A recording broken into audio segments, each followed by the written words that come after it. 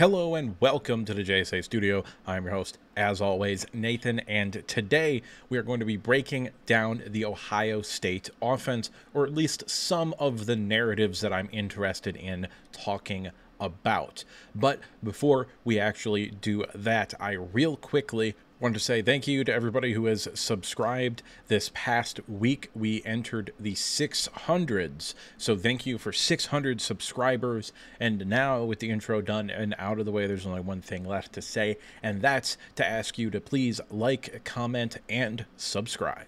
Our first topic for today's video is not going to be Will Howard as it says on the screen, because I first need to get something out of the way.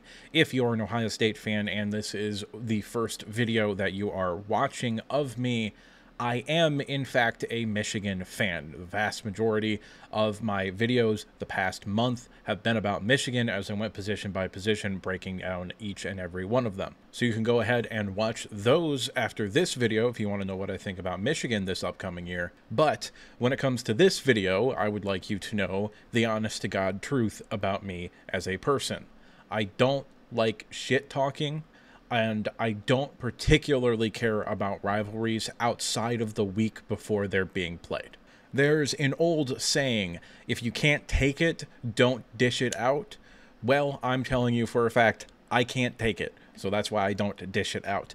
I will say things that you disagree with in this video, I'm sure, because I'm not going to pander to the popular opinions about these things. Instead, I'm going to give you my actual thoughts, and they will probably be unique. And you very well might disagree with my assessment, and that's perfectly fine. After all, I'm just some asshole on the internet giving you his opinion, hence the title of this YouTube channel. But none of my opinions will be affected by my Michigan fandom. I think people that cannot talk about things objectively are uninteresting and stupid. I don't care about the rivalry as much as other people do, because 99% of my family grew up in Ohio, including my own mother, who is a diehard Ohio State fan. So I don't particularly have a whole lot of hatred for Ohio State outside of when they're playing Michigan. So if you want to attack me on the grounds of me being a Michigan fan talking about Ohio State, go for it, but you're not going to get anywhere, and it won't be a very convincing argument. With that out of the way now, let's go ahead and get into the first topic of this video, which will be, is Will Howard an upgrade over Kyle McCord? Because I don't think it's black and white. Before we get into the statistics and we reference PFF and stuff like that, let's talk about general scouting reports about the two quarterbacks.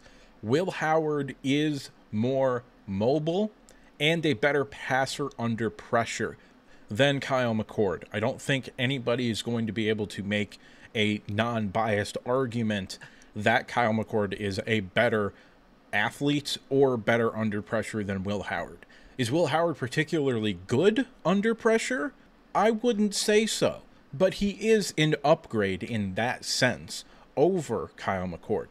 Also worth noting that Will Howard had his best 2 games of the year against their toughest 2 opponents in Missouri and Texas. He showed up and he showed out in those games. Those were his 2 best games and the 2 most important games for Kansas State in the regular season. And while it is true that Will Howard split reps in the middle of the season against a few teams with Avery Johnson, his backup quarterback, I think saying he was benched, which is something you'll hear a lot of Michigan fans say, is not entirely accurate, because he played and threw the ball quite a bit in all of those games, almost exactly as much as Avery Johnson did. It was like they were splitting quarterbacks, and then they got to look at Avery Johnson and they said, no, Will Howard is probably the guy for this year. So saying he was benched is not a very good take, in my opinion. I think that's a stretch, and that narrative is a little bit tiring, and potentially, depending upon how it's framed, dishonest. When it comes to arm talent, I would say Will Howard has a slightly worse arm than Kyle McCord. I do think Kyle McCord has a better arm than Will Howard. However, when you compare them as football players, I think that the athleticism outshines the slightly worse arm. So hypothetically, if you were to trade like attributes and you would put like 2 more points into the arm strength to get him equal to Kyle McCord, or you could put like 2 more points into the athleticism to get him to like 10 points higher than Kyle McCord, that's kind of what I'm looking at here. Because he is someone that will be able to run the ball as a quarterback. He will be able to not just run around and extend plays and move around in the pocket much better than Kyle McCord. He will be a part of the running game, which is not something this offense has had since Justin Fields. Kyle McCord, I would say, is more accurate than Will Howard. But again, if we're talking about trade-offs between the two players, Will Howard is like 2 or 3 points less than Kyle McCord as accuracy. So it's like, would you rather have the athleticism or a little bit better accuracy and arm talent?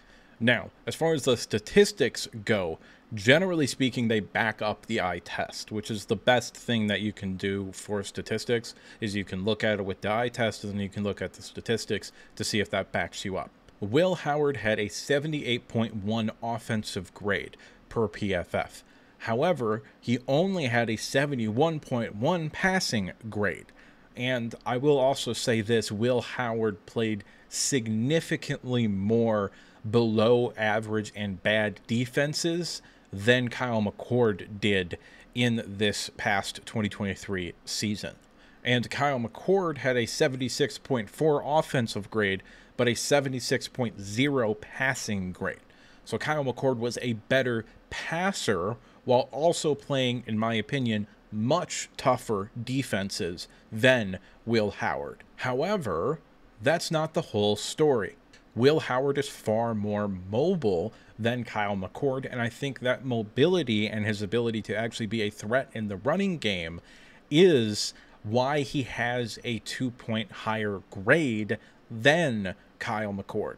And to put into perspective how much better Will Howard was than Kyle McCord in terms of overall PFF grade, even though it's just 2 points in terms of the difference being a 76.4 to a 78.1, I just rounded to 2 points.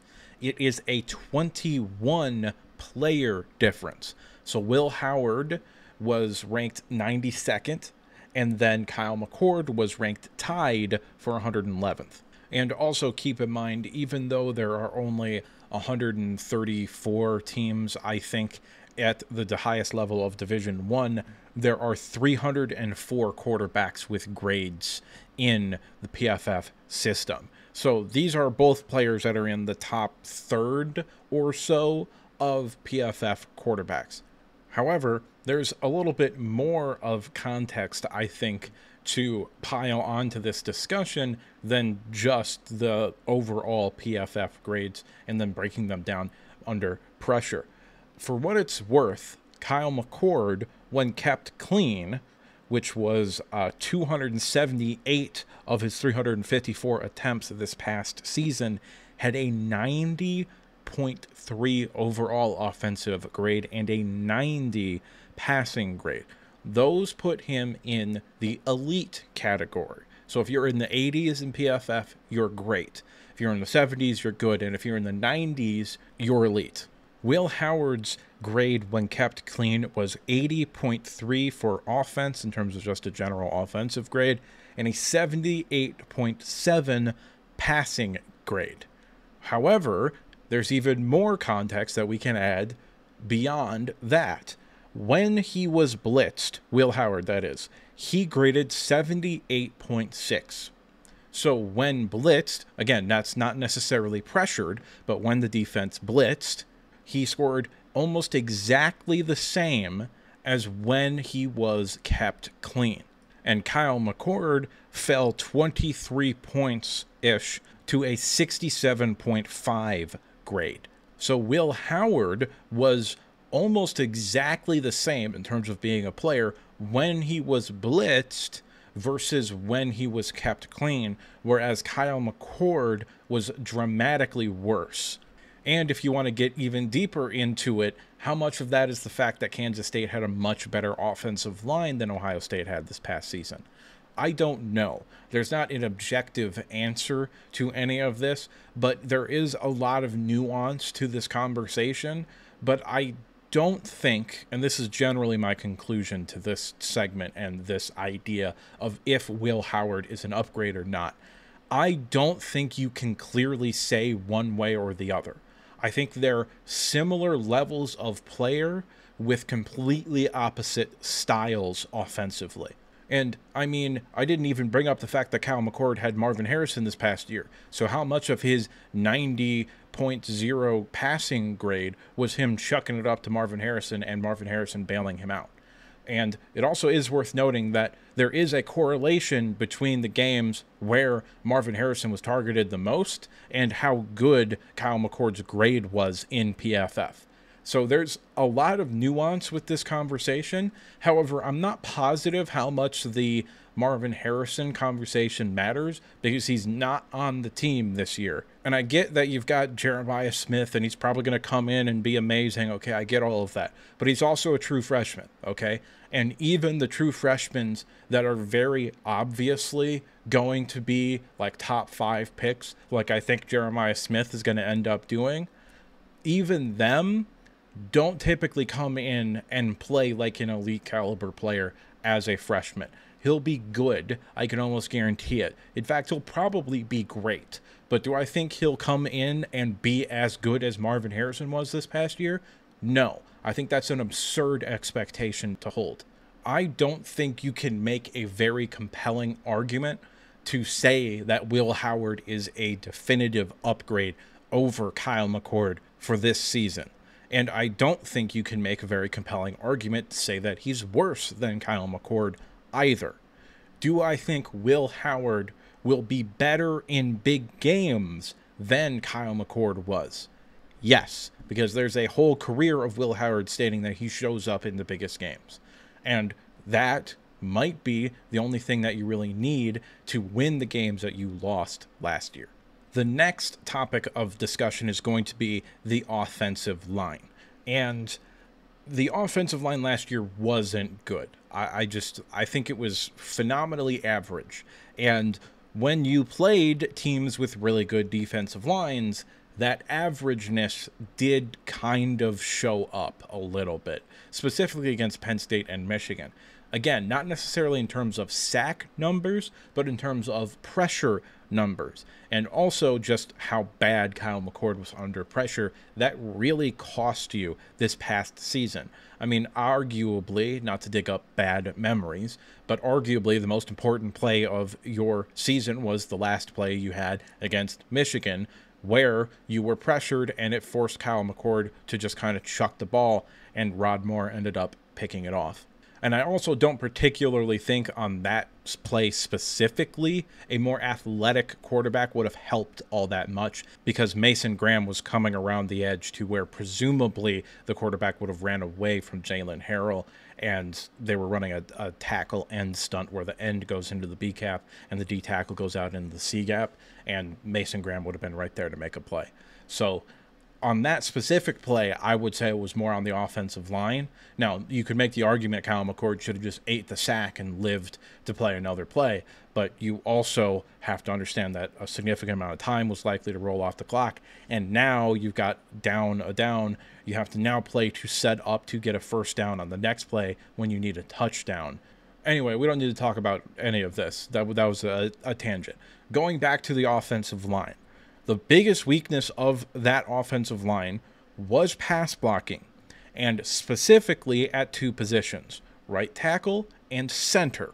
Josh Fryer wasn't a liability last year at right tackle, but he did get beat fairly consistently by a lot of different players that he went up against, and not just like the elite players either.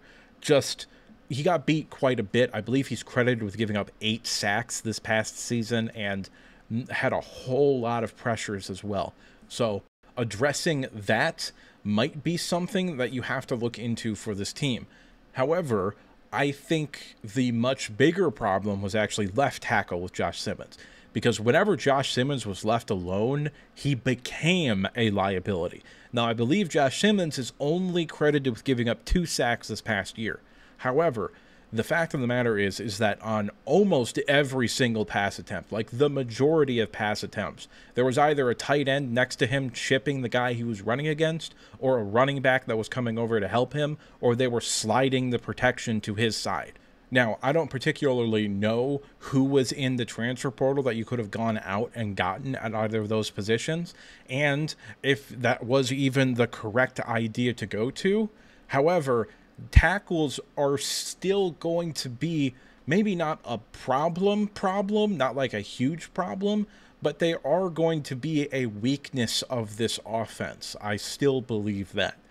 All that being said, you went from what was clearly your worst offensive lineman in your center position to having one of the 5 best centers in college football in the transfer from Alabama, specifically in pass blocking. He's probably the best pass blocking interior offensive lineman in the country. He just can't snap the ball in shotgun. And I know you probably didn't watch a whole lot of Alabama games this past year. Maybe you watched the Rose Bowl, Michigan, Alabama, rooting for Alabama. I get it. And you saw him. Seth McLaughlin is his name. I don't think I've said it yet. But you saw him effectively lose the game for Alabama with his erratic snaps in shotgun. And the point I was trying to make was that was a year-long problem for Alabama. It wasn't just a problem against Michigan. So that is something he's either going to have to get significantly better at heading into this season, or you guys are just going to have to basically exclusively run under the center, which I don't really think will be all that much of a problem, as the offense was much different this past year than it was previously, where you went nigh exclusively out of the shotgun. This year it was almost like the exact opposite. You were probably under center 70% of the time, and you also ran the ball a lot more this past year than in previous years. And even though I'm not particularly going to have a whole segment dedicated to the running backs, I guess I could touch upon them here.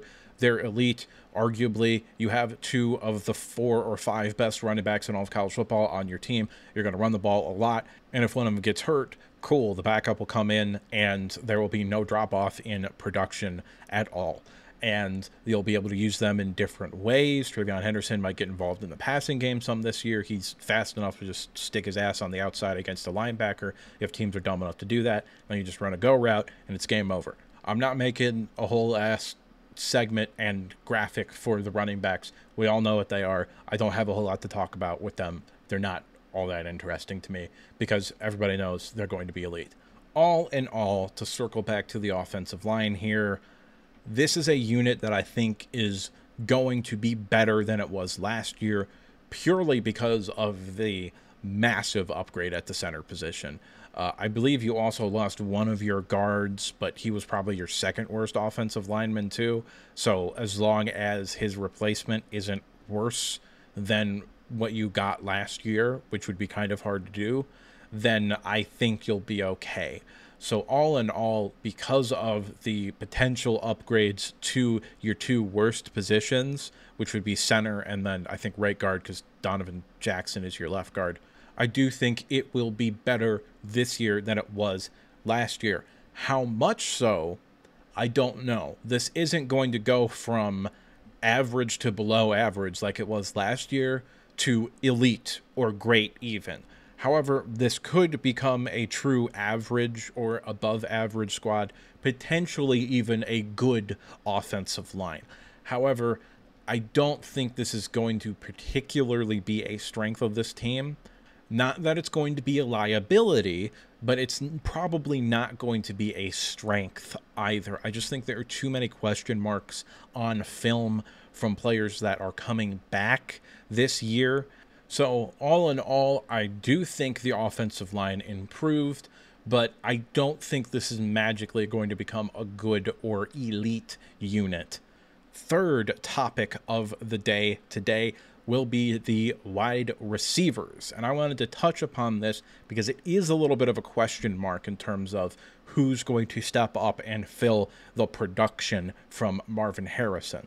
Now, again, despite what you might think, I don't think Jeremiah Smith is going to come in and be arguably the best wide receiver in the country. I think he's going to come in and be very, very good. However, I don't think you'll see him be that Marvin Harrison #1 unguardable guy until next season, not this upcoming season, but rather the 2025 season. So the question is, can Emeka Egbuka be that kind of player? And I fundamentally do not believe he can be. I do not like Emeka Egbuka as much as most people do in terms of both a college player and an NFL prospect.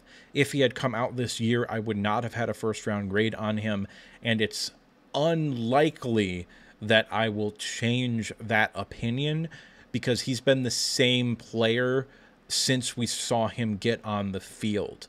He quite literally, and this is kind of a problem with Ohio State under Ryan Day a little bit, but he quite literally did not improve from redshirt freshman year to redshirt sophomore year, and then this year being redshirt junior year. He was exactly the same player.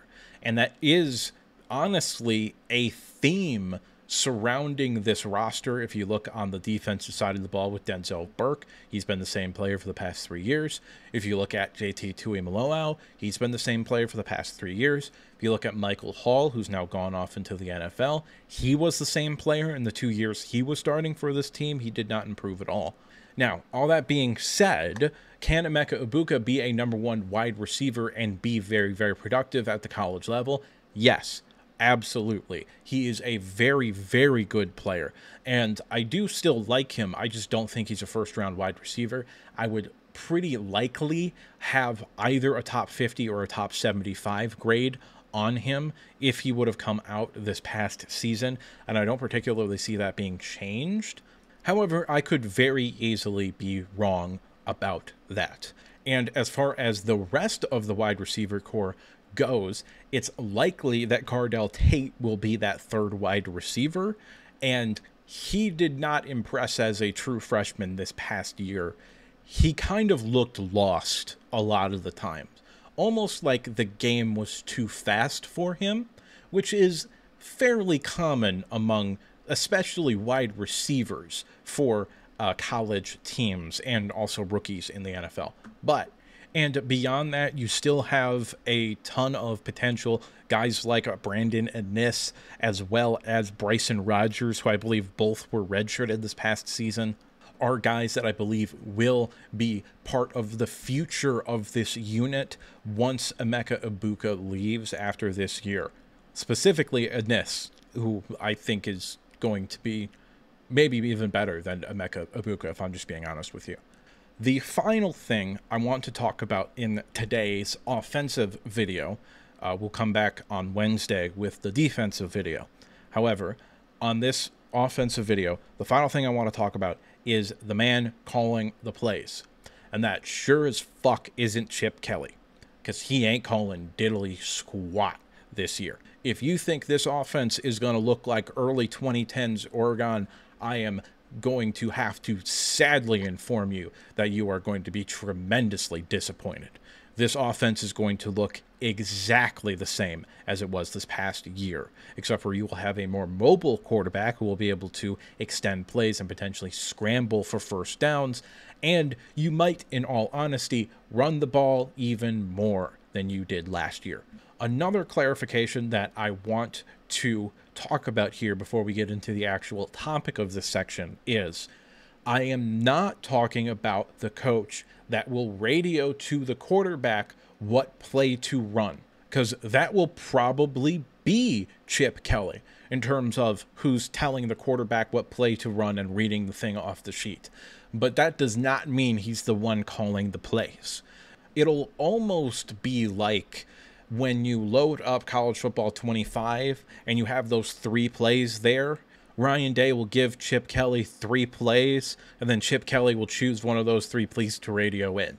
Because I don't believe for a second that Ryan Day is going to let Chip Kelly run the offense. I don't believe for a second Ryan Day is going to let Chip Kelly game plan for the offense. I think it's still going to be Ryan Day.